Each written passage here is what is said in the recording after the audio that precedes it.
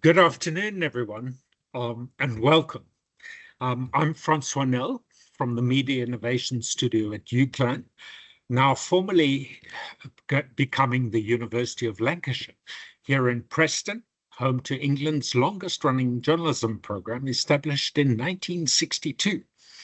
It's a real privilege to be chairing today's launch event for When Truth Isn't Enough, Lessons from Southport. This report was ignited by a tragedy, the fatal stabbings of 3 young girls during a community dance class in Southport in July 2024. But the deeper story is what happened next.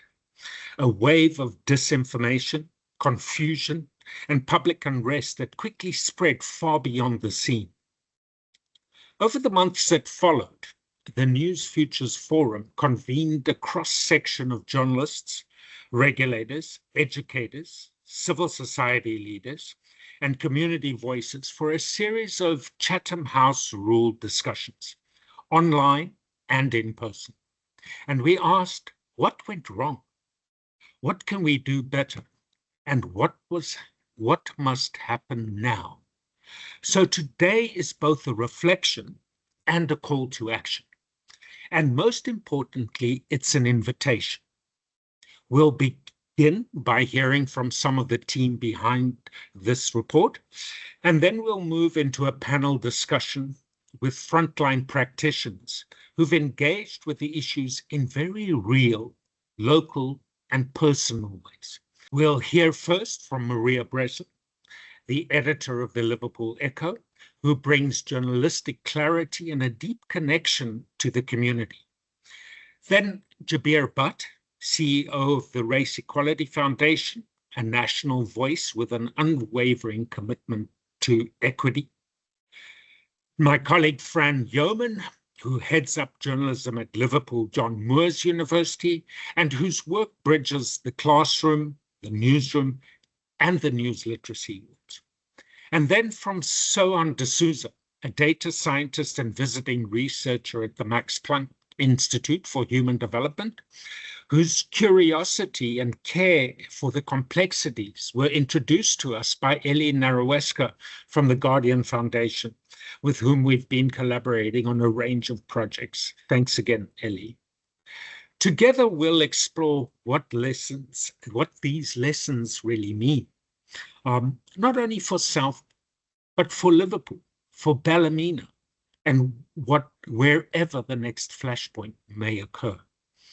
And finally, we'll turn to you, our participants, to share your reflections and ideas about what comes next. That includes everything from misinformation mapping to testing MOBRA, our proposed model for a coordinated information crisis response committee. Because it isn't just about a collection of research publications today. It's a collaborative effort, a growing coalition of people across disciplines and sectors who recognize that these are not simply academic issues. They are urgent matters for anyone who cares about living in a just, equitable, and a peaceful place, and on a planet that protects those values, not only for today, but for generations to come. So if we are serious about documenting lessons learned, then we also must be serious and committed to acting on them. And with that, let's begin with a concise summary of the report's key findings and the proposals.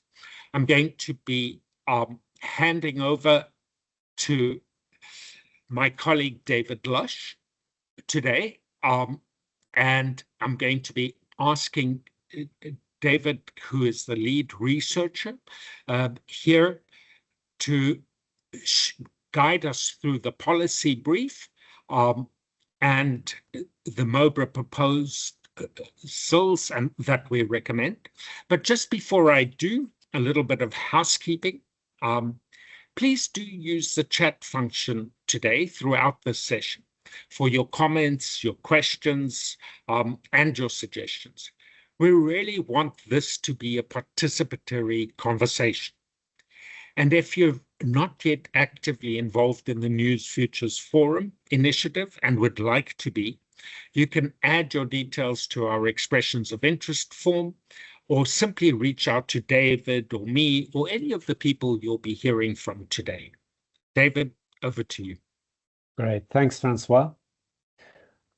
Our project focused on the period before and immediately after the trial of Axel Rudakabana, the young man who carried out the attacks in Southport on July the 29th, which sparked last summer's unrest in the UK. Our main aim was to prevent a repeat of the mistakes that contributed to the unrest last summer. Therefore, we were less focused on addressing the systemic issues that underpin these events. That conversation still has to be had, and it's one that the News Futures Forum is looking to facilitate in the coming months. Nonetheless, we've identified ways to address the deep vulnerabilities in media reporting, social media dynamics, and institutional responses during crises. Measures that we think can strengthen crisis communication, rebuild trust in institutions, including the media, improve regulation, and reinforce the relevance of public interest journalism, particularly during moments of public crisis. These measures speak to two key factors determining the ongoing supply of trustworthy public interest news in the UK. These were factors which were identified in the News Futures 2035 research project, which Francois and the Media Innovation Studio led from 2022 to 2024. Our lessons from Southport provide, firstly, policymakers with tangible measures for making laws and regulations more enabling for the sustainable supply of public interest news, particularly during a crisis situation. We'd like to think they also provide journalists, editors, media owners, media regulators, educators, researchers, and civil society organizations with concrete steps that we can take to make news coverage more relevant and more appealing to citizens, thereby limiting the disruption and other dangers posed by disinformation, again, particularly during a crisis. Both of these approaches go hand in hand, and our recommendations deliberately look to build on existing initiatives, but they do require us to work more closely together in order to amplify what we're already doing. Two events, as Francois mentioned earlier, have sort of caused us to revisit our findings in recent weeks. Firstly, there was the incident during Liverpool Football Club's celebration parade through the city when a car was driven into the crowd. And then there have been the xenophobic attacks on people and property in Ballymena, Northern Ireland. The coverage of these crises in mainstream and social media suggests that some lessons have been learned from Southport, but others haven't. Therefore, we think our findings and recommendations are still highly relevant. So let me quickly take you through the solutions that we offer in our policy paper and report. So firstly, when it comes to policy and regulation, these are measures that address how, during a crisis, we can overcome the voids in reliable factual information that create space for mis and disinformation, particularly on social media. We also highlight ways of improving existing policies, laws, and regulations that limit the harm done by disinformation. And then when it comes to the relevance of public interest news, we've identified practical steps all of us with a stake in the media can take to make news coverage a more relevant and appealing alternative to disinformation.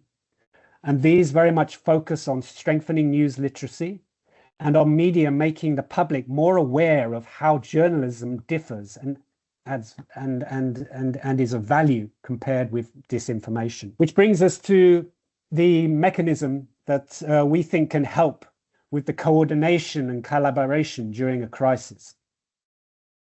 MOBRA is a voluntary cross-sector framework for the coordination of the media's planning, communication, and response during moments of public crisis. with a nod to headline writers, MOBRA takes its name from the government's COBRA committee, which meets in a crisis. Its key functions, outlined here, seek to address the findings and recommendations I mentioned earlier. MOBRA would bring together different stakeholders involved in information dissemination during a crisis, and we suggest that MOBRA should be chaired by the minister with responsibility for the media to help bridge silos and facilitate more coherent, responsive public information flows during a crisis. The issues raised through our project are not confined to the UK, and we think that MOBRA could be a model for other countries to follow. It could also be replicated at local levels within the UK. Meanwhile, the News Features Forum and our partners will look to continue with the conversation about how to address the systemic challenges that we have identified so far. And I'm sure these are issues which the presenters will touch on as we go on today. So over to you, Francois. Thank you so much, David. Those recommendations, of course, are urgent, but they also actionable. They give us, I think, a solid foundation to work from, but they also raise deeper questions about what this all looks like in practice. And that's where our next speakers come in. We're going to now move into our panel discussion with a group of practitioners who have lived those challenges from the front lines of journalism, civil society, and education and data research. I'm going to turn firstly to Maria. Maria Breslin is the editor of the Liverpool Echo. Maria, you were close to the Southport aftermath and the more recent incidents during Liverpool FC celebrations. And I just want to ask you, from your perspective then, what lessons have you and your newsroom drawn, and what kind of remains difficult? Okay. First of all, thanks for inviting me here today, Francois. As we've discussed in the past, I think providing the trusted news our audience expects and deserves was really challenged in the wake of the Southport murders. I think the false narrative developed extremely quickly and the authorities were extremely slow to react. I think it's interesting and encouraging perhaps to see how Merseyside police were much more on the front foot when the car ploughed into the crowds after the LFC victory parade. And I think, the doctored videos that we've perhaps all seen were shared really quickly on social, but confirmation the suspect and the man who subsequently was charged was local and white allowed us to really quash an extreme and inaccurate narrative that was unfolding with speed. There was a really huge spike in search for Liverpool Echo in the aftermath of the parade crash. And I think that is really reassuring because people were turning to a trusted news source for accurate information. And obviously we can't take that trust for granted. We've got to earn it. And we've really moved, I think, since Southport from reporting the news, but to being much more a part of the conversation that's taking place. And there remain legal challenges, and we're really trying to tackle those by answering the questions that are being posed on social channels and explainer articles. So why aren't you naming the man arrested after the LFC parade crash was just one of them? And, we were able to write an article to explain landmark rulings. Supreme Court held a person under criminal investigation has got reasonable expectation of privacy, so right not to be named. We're able to put those facts out there and try and counteract that narrative that exists. And of course, these legal challenges existed, after the Southport murders, not only that ruling, but the fact that Rudy Cabana was under the age of 18. And I know police themselves have, voiced their frustration at being advised, I guess, about releasing more information by the CPS. And I think there's certainly discussions taking place about contempt liability and how this may hamper our ability to tell a more comprehensive story. Thanks, Maria. That was really valuable to hear your experience. But I'm wondering, there's been a lot of talk around this coordination and the breakdown between the different actors in these crises, between journalists and the police comms and the local leaders, and the need, particularly in the 24/7 globalized information world, to improve both the speed and accuracy of public information during these fast-moving events like Southport, like Liverpool FC, and indeed Ballymena that we've just seen. Do you think something like MOBRA provides a framework for those relationships before the crisis hits? Yeah, I mean, I think the word speed that you just referenced, Francois, was really key here. Social media is really fast, and we're just not fast enough. And I think the HM Inspectorate report about the police response to the Southport murders and the subsequent disorder was really helpful, because it had a real emphasis on moving much, much faster to fill that void that very quickly can exist. And I think as journalists, we are used to working at speed, and public bodies much less so.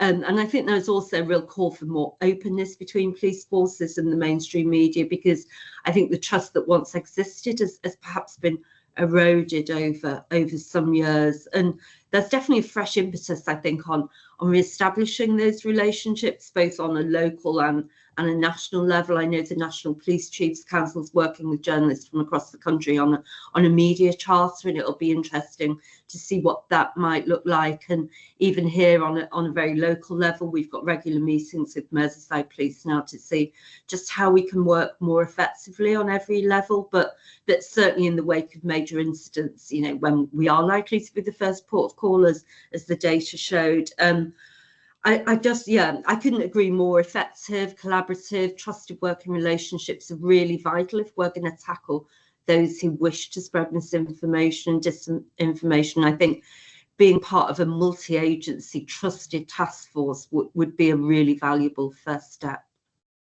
Thanks so much, Maria. I'd like to bring in Jabir at this point as well. Jabir, your organization has worked tirelessly, really, to highlight the underlying inequalities and social dynamics that fuel these crises. What stood out most for you from the Southport events, and how do you think the media and government could work better together in future? And civil society, of course. Thank you, Francois. Obviously, I'd echo quite a lot of what David and Maria have already raised, but can I just take us in a different direction for a moment? What we saw in July and August of last year was a tragedy beyond words, then exploited to produce scenes of obscene violence on our streets. And we do need to understand what's behind that if we're going to actually make sure that we do something about it. This information was not peripheral; it was actually central to what we saw happen in the days after the murder of the 3 girls in Southport, and it fueled further male violence as a result of that. That violence was driven by racism and Islamophobia in particular, and was part of a much longer term trend that we've seen that has demonized particular communities, but then has also used racist tropes to target individuals. That fear of migrants and the impact that they may be having on women and girls was repeated time and again, not only during that violence, but also preceded it and it impacted. This was combined by institutional silence around many of those issues, and we've seen it unfortunately carry on since then. We've seen major politicians talk about the events of August without even mentioning racism or Islamophobia as being part of the drivers. And I think if you don't recognize that as being a key part of it, the solutions you're going to come up with aren't really going to be effective. Worryingly for us, there are long-term consequences of those events, and unfortunately, we've seen them repeated in Ballymena, and possibly going to be repeated with the celebrations at the Liverpool Football Club's Premiership victory, which is that actually there's been a loss of trust in institutions, and a loss of trust in information that's shared, particularly from mainstream sources. Worryingly for minority ethnic communities as well, there's been a sense that actually they have to defend themselves rather than expect the institutions around them to respond accordingly. I can't help but think in that context what MOBRA is doing and what you're recommending is a key part of the solution.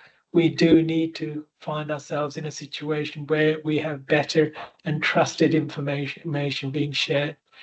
It is complicated. Maria's quite rightly highlighted the sharing of the ethnicity of the man involved in the Liverpool FC Liverpool Football Club events did lead to a lowering of tension, but it is problematic because it further adds to the notion that ethnicity somehow plays a part in criminality. And I think that is a challenge that we have to address. We have to find better ways of communicating that. Most importantly, I do think, and this is where we've got hopes for MOBRA, is that we do need to find a way of collectively working to address the disinformation and collectively challenge those people who spread racist and Islamophobic tropes. Thank you so much, Jabir. There's so many questions. I'm sure that we're going to explore further in the after this these opening remarks. But I want to bring in Fran now. Just you've been Fran at the forefront of kind of news and media and literacy education. How are we going to move forward beyond kind of fact checking and to equip people, especially young people, not just to access information, but to participate in shaping how we respond to mis and disinformation? In terms of equipping people, as in terms of citizens in general, to navigate mis and disinformation and be able to differentiate reliable information, particularly at a point of crisis, from the less reliable, I think, as was touched upon in the opening remarks, media literacy, and within that, an element of news literacy embedded firmly within the curriculum has to be the way to go. And David alluded to that, but certainly those of us in the sort of news and media literacy space have been saying for a long time that sort of more comprehensive cross-curricular embedding of media literacy skills is essential if we're going to build a population who can navigate these kind of situations, but also more positively feel kind of empowered to engage with news and with reliable information and feel confident in its presence, rather than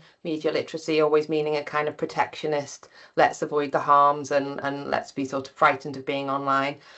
So media literacy does need teaching more fundamentally, but from a perspective that there's lots of good out there and there is reliable information, and some of that specifically around news literacy does need to be about some rebuilding of public understanding around journalistic principles and practices, so that they are aware of some of the things perhaps that Maria talked about in terms of why you might see information on or reported information online that the mainstream media isn't reporting, and that's not necessarily to do with the conspiracy of silence or the state trying to keep things quiet, but is around court reporting, for example, and contempt of court. And that was an issue that came up in our session, wasn't it, in the immediate immediately prior to what we thought was going to be the Southport trial. What are the predictable, foreseeable challenges around mis and disinformation in relation to this trial? And one of them was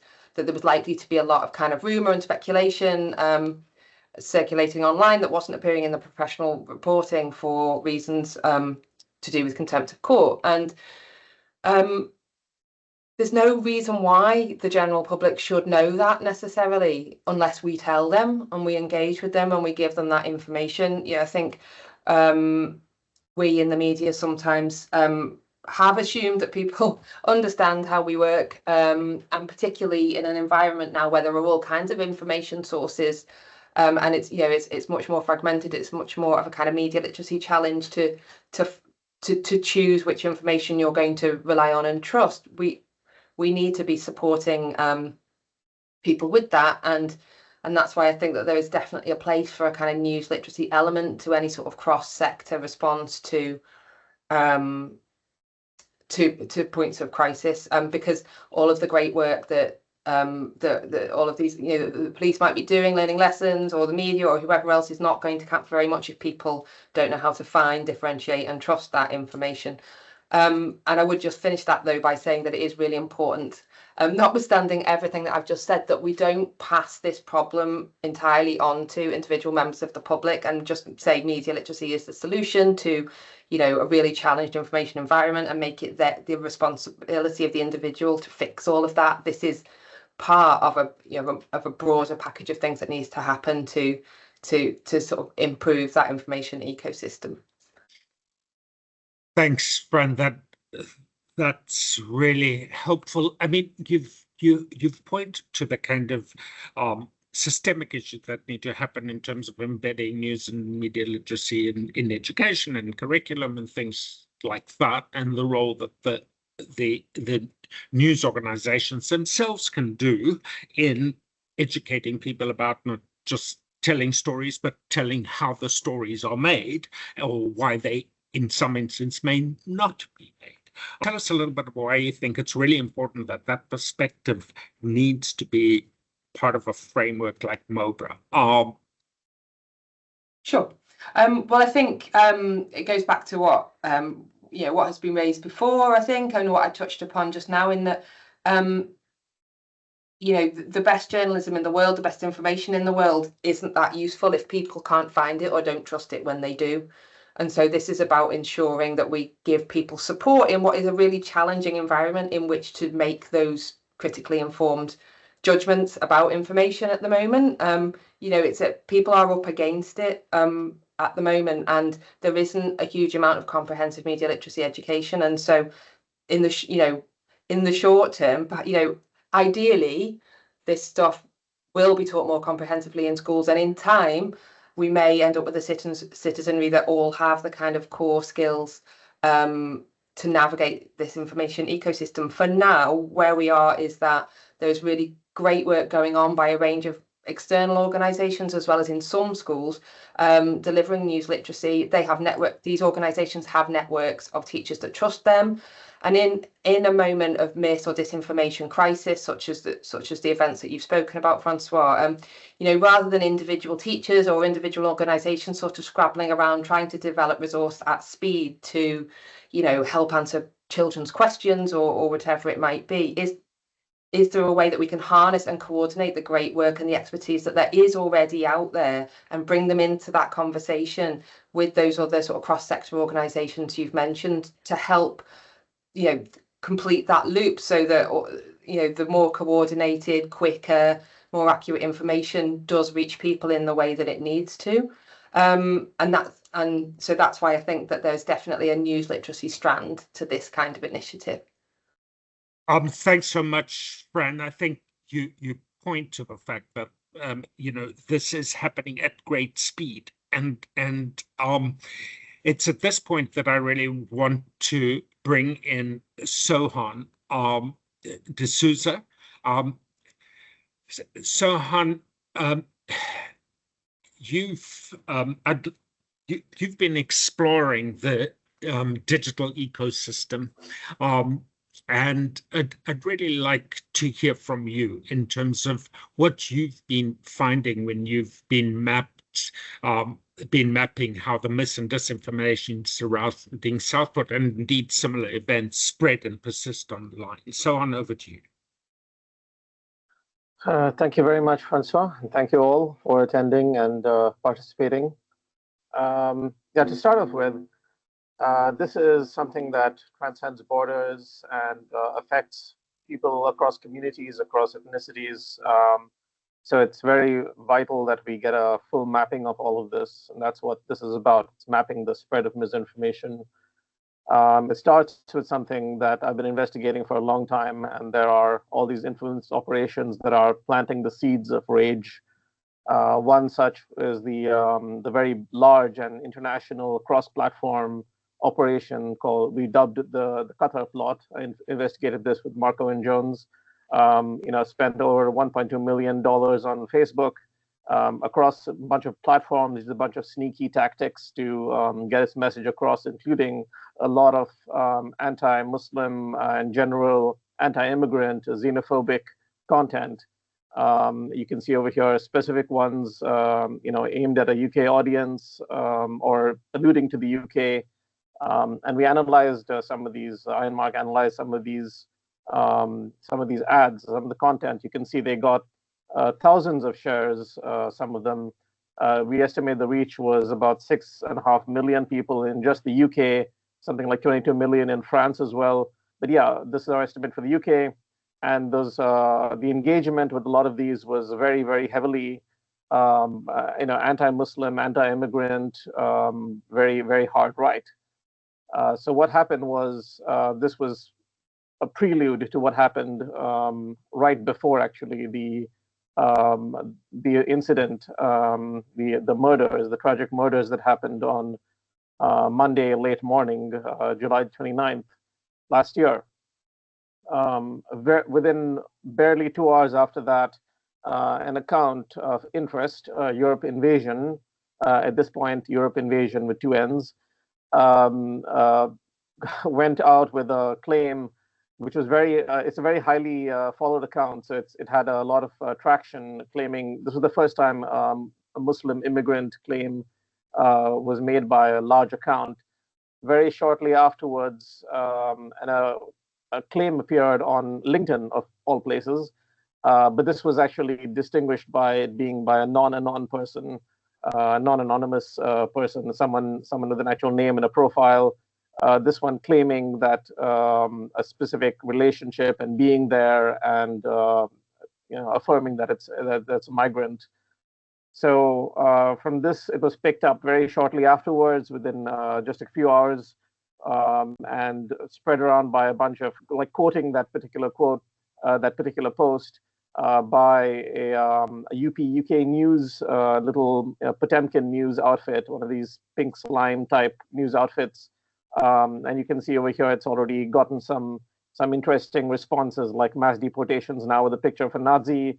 And yeah, it's quoting that. It also got picked up in the far right ecosystem. For example, here the co-leader of Britain First Party picked that up as well and claimed it as evidence by someone who was there. Then it really got a boost when more details began to be fleshed in. This is the first time we saw the name Ali al-Shakati, and that appeared around shortly before 5 p.m. British time. It quotes the LinkedIn post, but adds these details, and this is the first time we've seen. This person claims that they found it somewhere else, and they're not responsible for that, and made all sorts of convoluted denials, which turned out to be contradictory and nonsensical. And this was picked up by people, again, in the hard right ecosystem. The leader of the Reclaim Party, for example, got a lot of views. That set of details began spreading virally, got tens of thousands, hundreds of thousands of views. And then it got a real boost around 6 p.m. the same day, when it appeared on this newsy-looking website, Channel 3 Now News, and on its Facebook and its Twitter feeds as well. We'll get to that as well later. All of these I'll discuss in the forensics section. So Channel 3 Now News, it really exploded from there, quoting and citing both the website as well as the Facebook and Twitter posts. And also there was some reply spamming with this variant of it. It's very, it looks very coordinated, certainly. Europe Invasion, our old friend, returned with a confirmation and again boosting it to its, a huge follower count. And also boosted this claim by this false flag claim by what appears to be a Hindu nationalist, claiming this is an attack for Islam. This was also picked up by the hard right ecosystem and boosted. This person is actually an anti-Muslim bigot. Picked up by grift or just these Potemkin news sites on Facebook as well. And last but not least, Andrew Tate, posted a video, claimed it was specifically an illegal migrant, and this got a lot of traction in the far right ecosystem. People, talking about mass deportations and all sorts of very xenophobic, attacks on migrants and asylum seekers. Millions of views. Yeah, that was huge. It was the next day by the time the police, by the time the Merseyside police addressed this and at least, well, they didn't specifically say the name of the person, that would come later, but the at least said that this was false. So that was a start at least. And it was the next day that we finally got an apology from this news outfit, which eventually was taken down entirely, progressively, starting with the Facebook page.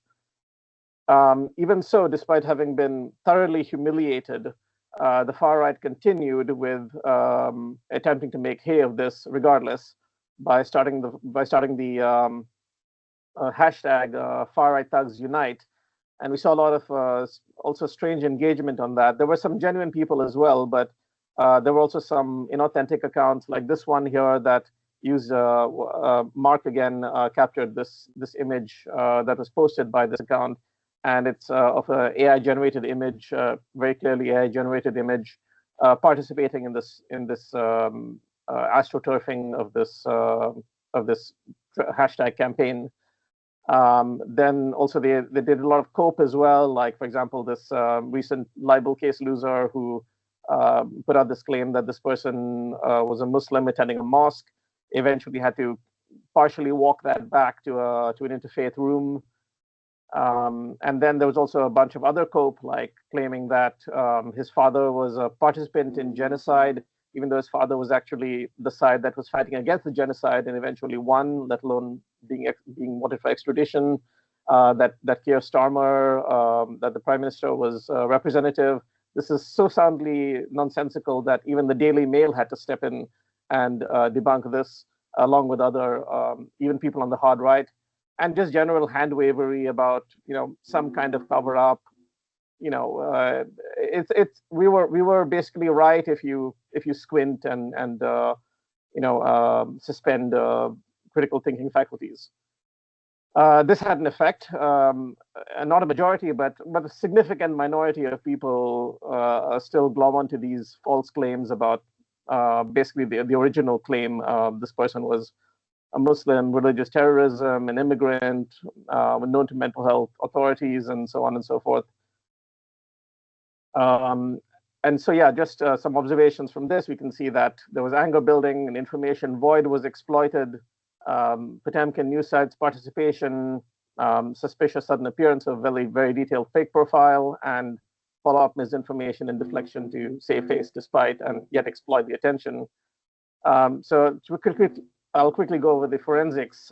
You can see over here the Qatar plot. What we found was by a very tedious process of looking into things like Facebook ads and popping the hood on websites and Twitter profiles, we found a network of accounts mainly run from Vietnam that were pushing this eventually very xenophobic anti-Muslim campaign on an industrial scale using or what are called phone farms. There's a recent art documentary which featured our study there as well. They brazenly sell these fake accounts on Facebook. This UP UK News was actually turns out to be an Indian account. And it basically does, what it does is it just takes other viral content and reposts it. You can see over here, it even took the one with the same, the spelling mistake was repeated. There was another account I found which uses the same header and also the same content, the same MO of regurgitating accounts, of regurgitating content traced to this particular journalist in India. And I've also, on Substack, you can find my post about more of this kind of xenophobic grift run from India, where they pretend to be white nationalists or hard writers in Europe, but they're actually all run from India. This person is who posted the original Al-Shakati information, or disinformation, is a known disinformer, a known person on the hard right, was cited in multiple articles as being a person involved in misinformation and propaganda. The Channel 3 Now news site was had features that indicate the use of AI generation articles. So that explains how it was quickly fleshed out and published as real news. This was independently verified by Valent as well. And I looked under the hood and found that the site's, at least Twitter account, was formerly posing as a Fox affiliate. And Mark had also captured information that it had been repurposed and bought and repurposed assets that were resold and repurposed. This was also confirmed, specifically its links with information operations in Pakistan and the US, or rather grift operations in Pakistan and the US. Our old friend, the Europe invasion, turns out to have been a Turkish grift operation. Again, I worked with SVT Veriferiar, that's showing that it was basically repurposed and rebranded multiple times to post xenophobic content. And basically it's a bunch of Turks in Dubai that were doing this, using the same propaganda for Turkey as well as the UK. And yeah, just Yes, yeah. and they attempted to repeat the performance recently in Ireland and Wales as well. So just my observations, like all of these, yeah, these are a lot of obstacles that are being placed in our way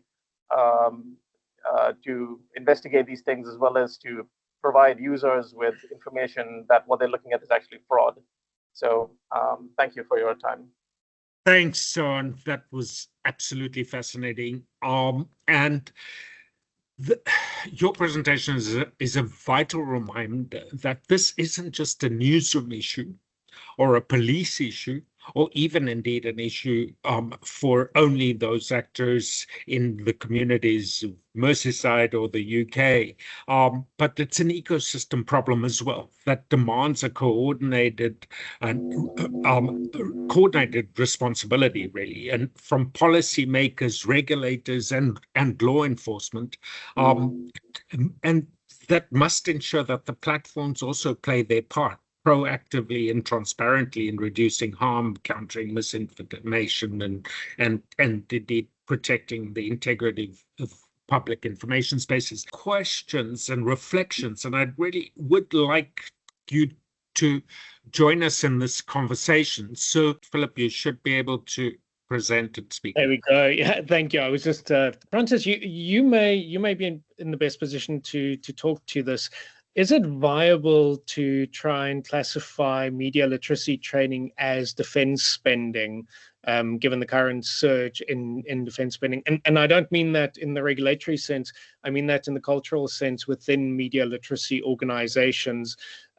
Would they be culturally capable of taking literally MOD money to say the work that we are doing is building national resilience against foreign operations of misinformation? Is that a conversation worth having within the current context?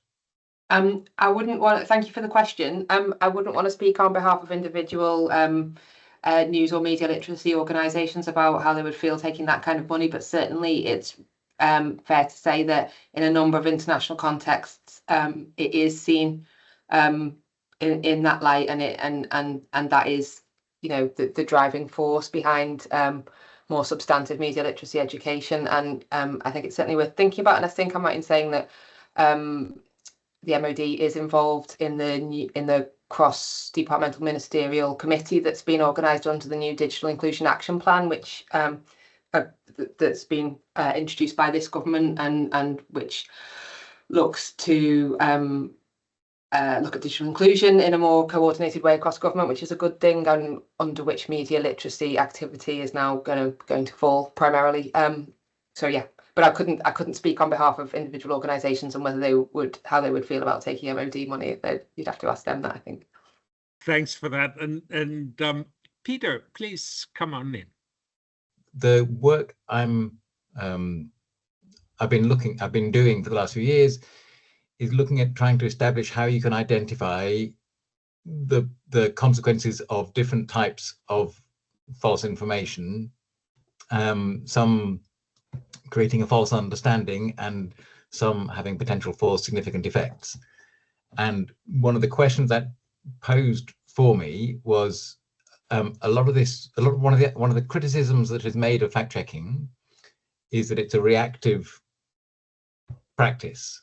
And so we're looking at events and saying, right, these are the false claims that help to trigger this consequence. And the work that I've been doing is saying, okay, so to what extent can we predict that if these false claims build into a false narrative, that some months or years down the line, this has the potential to create a false understanding or contribute to an attitude based on false factual information that can then be triggered in this way or that way, and so on. And so I guess my question, and so that's work I'm doing with Full Fact, the UK fact-checking organisation, seeing if this is something that we can scale, and so on. And so in fact, I was just going to say, it's not really for me to answer the other questions, but I know there is a NATO program. Somebody recently sent me something about a NATO program that is looking for people to work on, so explicitly as a defence practice and so on. I'm not sure, but that wasn't of interest to me. But I know that there is NATO funding for misinformation work viewed as a defence issue. But, so Peter, do you have a question? Yeah. So the question was: are there organisations that are seeking to track narratives going forward? Because a lot of this work is looking backwards and saying these are narratives that we think are contributing to these potential negative social consequences, or is that work being done, or is that work that is needed? Beer, I think what that underlines is essentially what the MOBRA proposal is about, is bringing people and expertise together in advance of crises to take the lessons that multiple stakeholders and multiple disciplines have learned and are learning, and to apply them, those to planning in advance these crises, as opposed to constantly being, reactive and behind the curve. To be honest, personally, I'm very tired of inquiries that have lessons learned and not actions taken. So Jabir, please, if you would come in. Peter, I'm not sure there's a knowledge of anyone doing any work, but I have to say that the debate we've had this week with the publication of Dame Casey's report on grooming gangs is very likely to feed narratives in the future that are going to be deeply problematic. The report itself is based on the flimsiest of data. Nothing in there wasn't known in January of this year or January of last year. Yeah, we've suddenly seen a national inquiry report commissioned on the back of it. Whilst we're still having challenges to take forward the recommendations from a major inquiry into child sexual abuse led by Alexis Jay. So it just seems really odd that we've now chosen this particular issue to focus on, and it will feed a narrative in the next couple of years that will suggest that any incident is part of a wider cultural group and so on. And I can't help but worry about it. And I think this is perhaps where I would want to try and extend Sohan's really very insightful analysis, and to suggest that actually it's mainstream conversations, including mainstream conversations amongst politicians, that sometimes allow this disinformation and misinformation to be propagated, not just what's happening in extreme media or extreme sites. Yeah, I'm Hugh Marshall. I'm currently studying Masters with UCLan. My work sort of is touching on this, understanding local democracy news provision and its implications for democratic participation. So I'm doing a comparative study. The one question was, and again, it's just something I'm talking about legislation. If social media platforms are reclassed as publishers, then there would be powers to do that. So I think that is the key thing, because obviously, because at the moment they're not able to do anything. You know, the sort of legislation point of view, doing that would do it. The only problem is, obviously, is Starmer is currently in a bromance with Trump and doesn't want to sort of deregulate or do anything to upset those big American companies. But I don't know, is that a situation?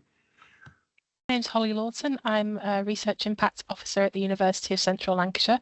So I'm looking at the outcomes of studies and what effects they may have on culture and society. So my question really is what the proposed next steps are from this policy briefing. MOBRA looks absolutely fascinating, but what is the proposed next step in terms of stakeholders? Are you starting more regionally, or are you looking to maybe work with a select committee? That's just a general question to everybody. What we're talking about here really is how we deal with an information ecosystem, which is at best extremely problematic, and that's putting, you know, and how we deal with that and cope with it. And it's really important to remember that you know, addressing the symptoms, the causes as well as the symptoms is an important part of this, and that's around regulation of social media. It's around policy change, and it can't purely be about how do we cope with this situation as we find it. Important though that is, we do also need to remember that the change of the information ecosystem and improvements there are also a really important part of this. So I completely sort of echo what he was said there or implied. I think rather than getting mired in debates about you know, classifications, it's better to ask, what do we need out of them, and what do we need out of them most urgently? If they're going to get immunity for user-generated content, that's you know, for at least user-generated content, on the grounds that it's impossible to moderate at scale, but at least there should be some traceability to someone who can be held to account. And that's where the transparency comes in.